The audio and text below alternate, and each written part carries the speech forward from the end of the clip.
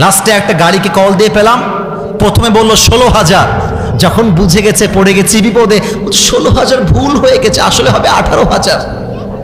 আচ্ছা ভাই যান, 18,000ই দিব, আপনি আসেন। সেও আসলো 1 ঘন্টা পরে, আগে ছিল 5, 1 ঘন্টা পরে আসলে বাজে কত? 6। বের হলাম পঞ্চগড়ের উদ্দেশ্যে, লাগবে 7 থেকে 8 ঘন্টা। গাড়ি চলেছে কততে জানেন? 120-এ, যেখানে বাংলাদেশে 80-র উপরে নেওয়া দণ্ডনীয় অপরাধ। আল্লাহ, এই মাহফিলটা তোমার ইউটিউবে যাবে রে। 120-এ গাড়ি চলতেছে, যদি একবার ব্রেক মারে না, আমি আসিফ হুজুর সহ 14 গোষ্ঠী উড়ে যাবে আকাশে।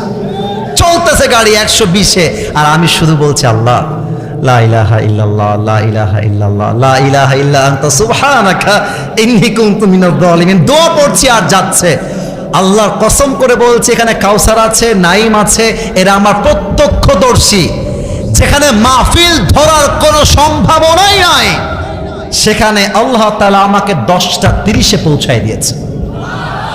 আল্লাহর নামে কসম করে বললাম, এটা সত্য কথা, এই মাসের কথা।